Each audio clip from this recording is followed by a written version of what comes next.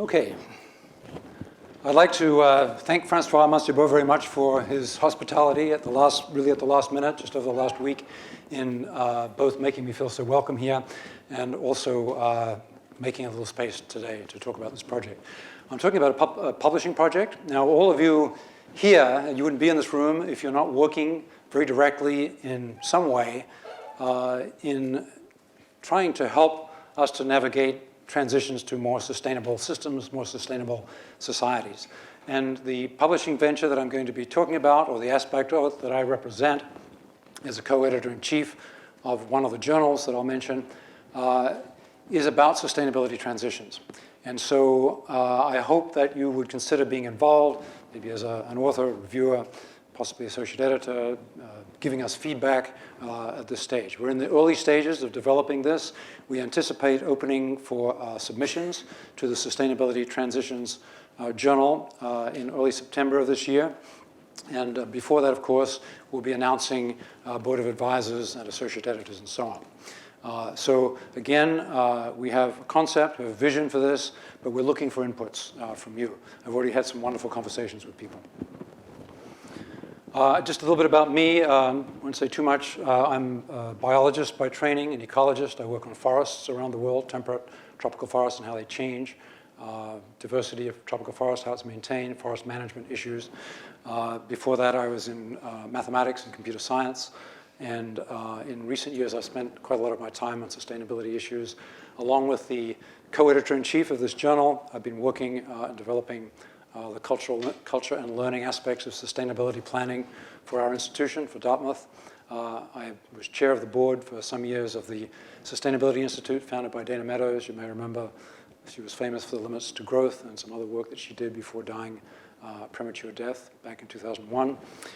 It's now named the Donella Meadows Institute. So let me push ahead here. I suppose I should sit down. I'm not used to sitting down when I speak. Okay, so the larger publishing venture is called Elementa, Science of the Anthropocene, and it consists of 6 knowledge domains, of which most people will call journals, and 5 of them are relatively traditional academic journals. This one may be a little bit less so. We are the outlier. We're dealing with a very broad cross-disciplinary set of potential contributors and stakeholders in sustainability transitions. So we're the kind of the high-risk experimental component of this new publishing venture. These different journals or domains are based at 5 different institutions in North America.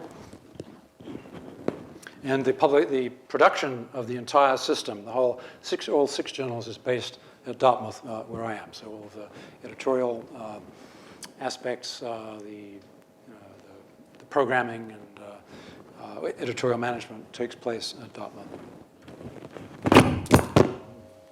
Just did something terrible.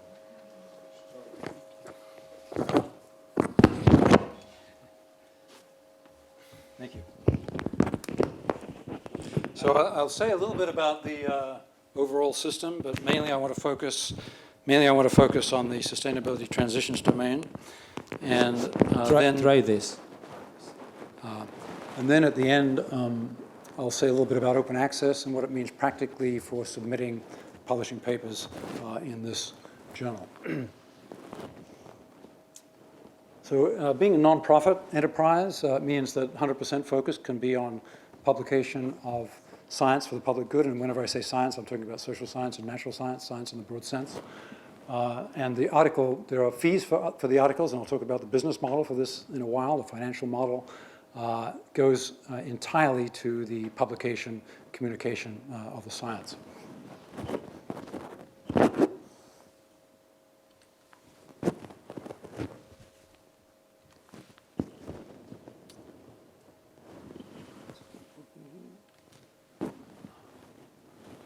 Okay, about the sustainability transitions domain, the one that's really of interest to you here. We're going to have 2 components to this. One is open submissions, articles that can be submitted on various aspects of sustainability transitions, which I'll talk about more in a moment. We also are developing now some of the early forums on special topics, and I'll speak a little bit more about those in a moment too. So the articles and the forums will involve articles as well, will be, the goal of this is to promote transitions to more sustainable systems, something that won't be of any surprise to you. It's really the topic of what you're talking about today and tomorrow. We want to be able to link scholars across the disciplines with leaders and practitioners, so we want this, this journal to be effective in linking folks who normally don't speak to each other through the published literature. So that creates challenges, but also creates enormous opportunities. So as part of our planning, we are already engaging heavily not only with academics, scholars of various kinds across the disciplines, but also with practitioners and leaders in civil society, and we plan to extend that to indigenous leaders and others as well. Now, not only communicating directly relevant knowledge, but also facilitating co-creation of relevant knowledge, which we think is fundamentally important, and which many speakers today have already referred to. So transitions to sustainable systems are enormously challenging in ways that you in this room are very familiar with, and they involve not just scientific knowledge, both in science, social science and the natural sciences, but also the way we see ourselves, the stories we tell about ourselves, who we are as societies, as nations, as individuals, and as members of a global community. And if we are to make transitions to sustainable systems, they're going to have to be transformations in the way we see ourselves and in the stories we tell about ourselves. Because of that huge context for that gigantic cultural transformation that we hope will happen, I think we all hope will happen, there are no disciplinary constraints on articles. Articles can be submitted by scholars working in any discipline or combination of disciplines. They can be submitted by practitioners. They can be submitted by folks who are working with managing cities, working in local government, anyone who's involved in working in the real world with sustainability transitions or in studying the conceptual and evidence basis for making those transitions. So we'll be looking for articles that are going to be innovative. We don't have sustainable systems now, so by definition, if we're going to move towards navigating to sustainable systems, we have to have innovative approaches. So we'll be encouraging articles that truly are innovative, not just solidifying existing ideas and existing knowledge, that have deep and broad implications, and use the scientific approach in the broad sense of developing concepts, developing hypotheses, and bringing together data, evidence to support or reject those ideas, and in particular, how those ideas can be put into practice, evidence about how effective they can be. And we're also going to be emphasizing publishing in direct language. One of the characteristics of our modern society, and one that we've talked about and everybody's familiar with, is that's very difficult to deal with, is the fragmentation of knowledge, the enormous depth, great depth of knowledge. It gets deeper all the time, but it gets more fragmented all the time, and communication becomes more and more specialist-oriented. We write for smaller and smaller audience, and yet in sustainability transitions, the need is entirely in the opposite direction. We need to be able to think integratively, to bring together knowledge bases of various kinds, including ones that are not considered part of our academic knowledge base, and to be able to communicate effectively about that knowledge.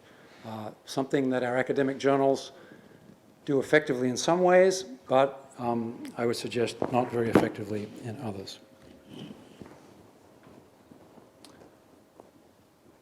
Now the forums, sustainability transition is a huge topic, cutting across disciplines and professions and different kinds of players who are active out there in the world, who are generating change in industry, for example, and in the private and public sectors.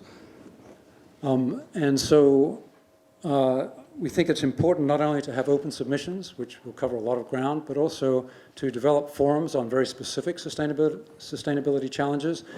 We're planning at the moment to launch about 3 of these a year, and to keep them going as long as they're active, as long as there's a lot of activity in those forums. So the forums will be launched by some invited papers that the editors-in-chief will invite, that will be deliberately designed to set up different perspectives on the challenges and the issues, and to challenge the authors of articles to grapple with the challenges of sustainability transitions from different perspectives and to link those perspectives together. Just a couple of examples of forums that we're currently thinking about developing, and we've been talking to experts in those areas, are initiatives in cities around the world for decarbonizing cities.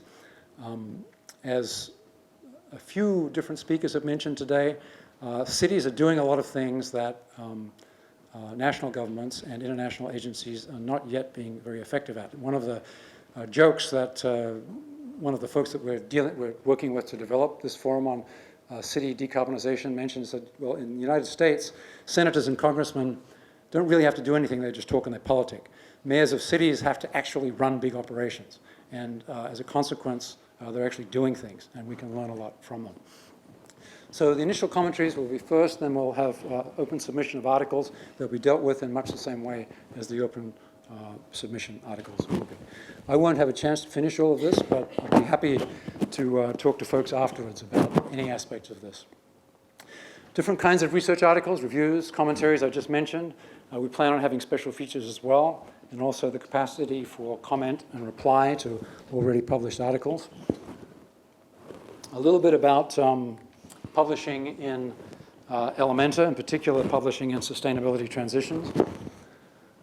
Articles we publish under what's called a Creative Commons attribution license. This is a system that's been set up, some of you may be familiar with, that protects the copyright of authors. Now, currently in the for-profit publishing world, the regular journal publishing arena, copyright is held by the publisher, Elsevier, for example, or whoever the publishing house is. In this case, it resides with the author. But part of the agreement is that authors do allow others, part of the open access, the whole world can see it, is allowing others to distribute, use the work with proper attribution. Stop. Okay, I'll stop right here.